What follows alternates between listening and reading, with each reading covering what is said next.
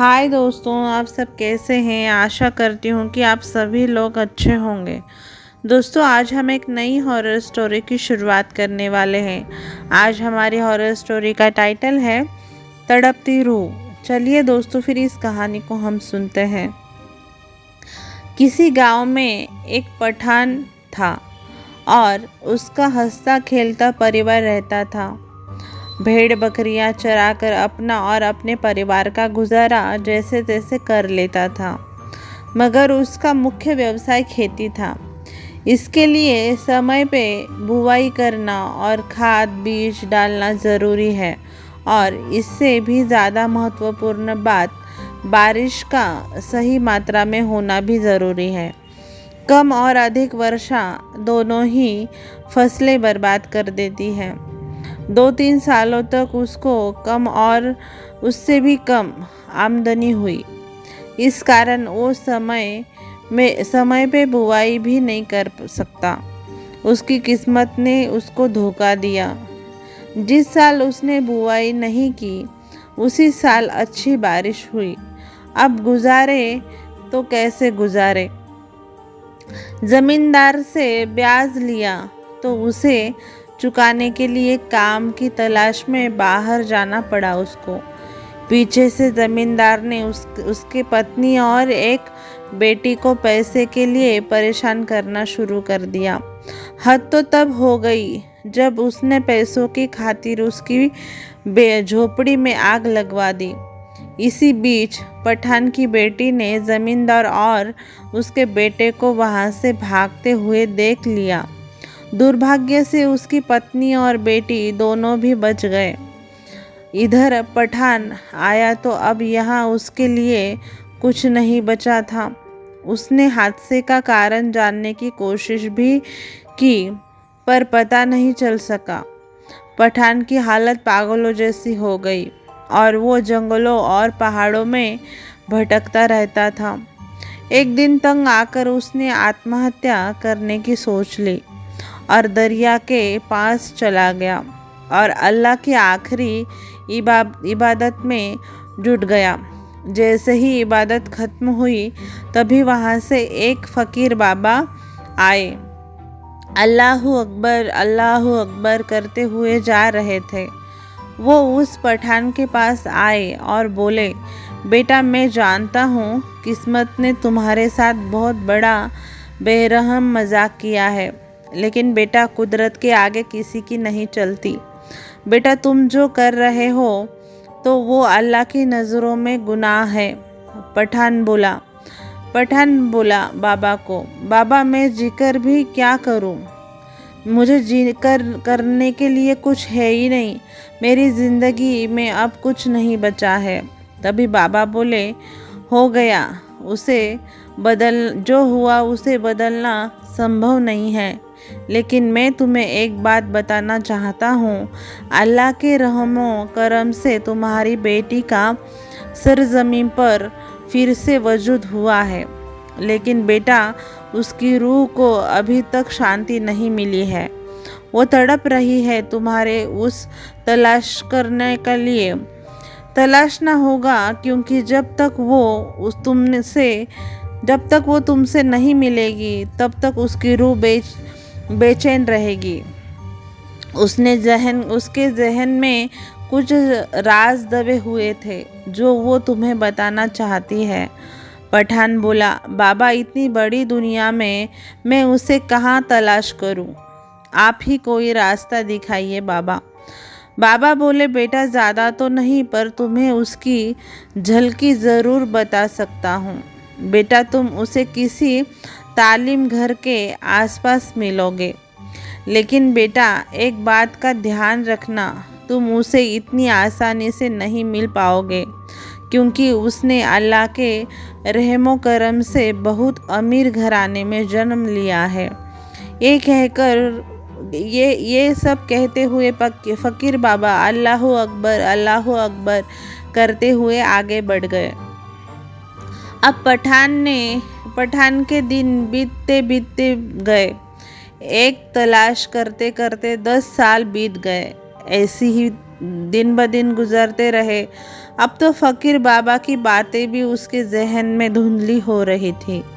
अचानक एक दिन पठान एक बगीचे में आराम कर रहा था। तभी कहीं आसपास की स्कूल में छुट्टी की घंटा बज गई। तभी पठान की नज़र एक 11 साल की बच्ची पर पड़ी जो हूबहू उसकी बेटी से मिलती थी। अब पठान को बाबा की कही हुई सारी बातें ताज़ा होने लगी। फिर थोड़ी देर में उस बच्ची के माता पिता उसको लेने आ गए और वो उनके साथ कार में चली गई। पठान रोज़ उस बच्ची को झाड़ियों के पीछे से देखता था और उसमें अपने बच्ची को खोजने की कोशिश करता था। एक दिन उस बच्ची की माँ ने पठान को देख लिया और वो पठान पर ध्यान देने लगी। उसे लगने लगा कि पठान उसकी बच्ची को बड़ा अजीब नज़र से देख रहा था। वो बच्ची को लेकर चिंतित होने लगी। एक दिन उस बच्ची की माँ को आने में थोड़ी देर हो गई तो पठान ने उस बच्ची को पास बुलाया और स्नेह से उसके सिर पर से हाथ फेरा और कुछ चीज़ें खाने के लिए दी। बच्ची खुश हो गई। उसकी हंसी में पठान ने अपनी बच्ची को देख लिया था। अब वो वहाँ से चला गया। जब उसकी माँ आई तो उसने इस खाने की चीज़ों के बारे में पूछा तो बच्ची ने कहा एक अंकल ने बताया था। तो उसकी माँ ने हिदायत दी कि अनजान लोगों से कोई चीज़ नहीं लेनी चाहिए बेटा। तो बच्ची ने कहा पता नहीं माँ, पर मुझे वो अनजान बिल्कुल नहीं लगे। तो माँ ने डांटते हुए बच्ची को चुप करा दिया। एक दिन उस बच्ची के माता पिता को आने में बहुत ज़्यादा देर हो गई तो पठान ने उस बच्ची को घर पहुंचा दिया। इधर उसके माता पिता उसको वहां नहीं पाकर परेशान होने लगे। घर आने पर नौकर से पता चला कि कोई उसे घर पहुंचा गया है। अब पठान उस बच्ची के बंगले के आसपास उसे चुप चुप के निगरानी करता था। बच्ची भी उसे एकटक देखा करती थी। कई बार पठान ने उसके माता पिता से उसे मिलने की इजाज़त भी ली पर वो नहीं माने और उसे वहाँ से चले जाने के लिए कहा। बहुत दिनों के बाद अब रातों को बच्ची नींदों में अब्बू अब्बू कहकर चौंक कर उठ जाती थी। उसके माता पिता ये देखकर बहुत परेशान होने लगे कि ये किसको नींदों में याद करती है। तभी उस बच्ची की माँ ने पठान को बंगले के आसपास देख लिया तो उसकी इस हिमाकत पर उसने उसकी शिकायत अपने पति से की। पत्नी के जोर देने पर उसके पति ने पुलिस में रिपोर्ट दर्ज कर दिया और पुलिस ने उसे चेतावनी देकर छोड़ दिया।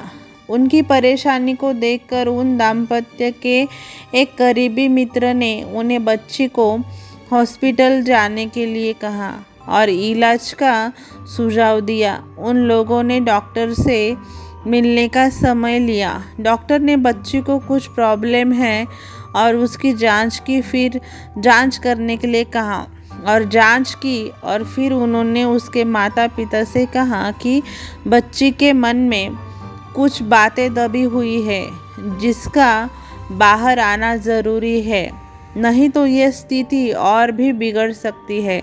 अब उसके माता पिता और भी ज़्यादा चिंतित हो गए। अब बच्ची रातों को अब्बू अब्बू कहकर चौंक उठती थी और अचानक एक दिन जब उसकी माँ घर में खाना पका रही थी तभी वो बच्ची आग को देखकर ज़ोर ज़ोर से चीखने लगी और चिल्लाने लगी और पूरे घर में इधर उधर भागने लगी और कहने लगी अब्बू बचाओ, आग आग आग, अब्बू बचाओ। कई बार ऐसा हुआ जब बच्ची पठान को देखकर उसके पास जाने की जिद करती थी। उसके ये दौर भी पठान को देखते ही रुक जाते थे। तभी उन्होंने थक हार कर पठान को बुलाने की सोची। उसके आते ही बच्ची अब्बू कहते हुए उससे लिपट गई।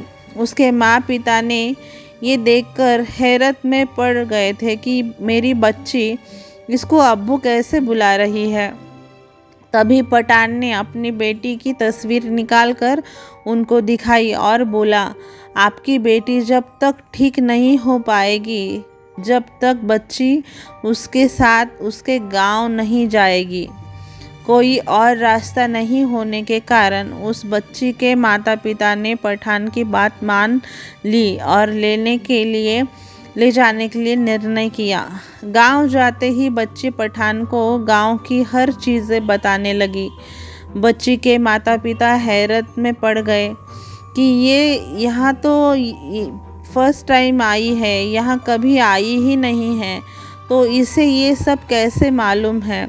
तभी गांव के लोग बच्ची को देखकर पठान से बोले, बेटा ये तो उस आग में। तभी बच्ची दौड़ती हुई अपने उजाड़े हुए झोपड़ी के पास गई और रोने लगी, अब्बू अपना घर तो जल गया था ना, यह तो बिल्कुल वैसा ही है। तभी पठान ने कहा, मेरा बच्चा अपना घर कहाँ जला है।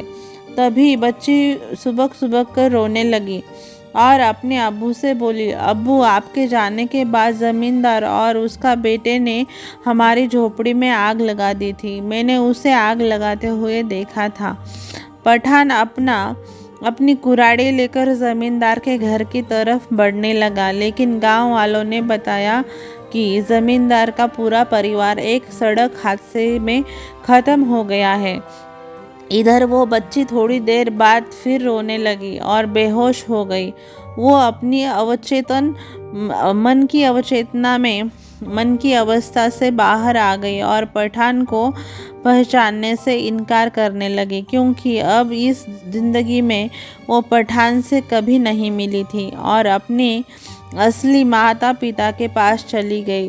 तो दोस्तों इस तरह एक तड़पती रूह को सुकून मिल गया। दोस्तों आपको ये कहानी अच्छी लगी हो तो आपने हमारा चैनल सब्सक्राइब नहीं किया हो तो सब्सक्राइब करिए, लाइक करिए। आपको कहानी कैसी लगी कमेंट बॉक्स में लिखना ना भूलें। कल मिलते हैं एक नई कहानी में, तब तक के लिए बाय दोस्तों, अपना ख्याल रखना।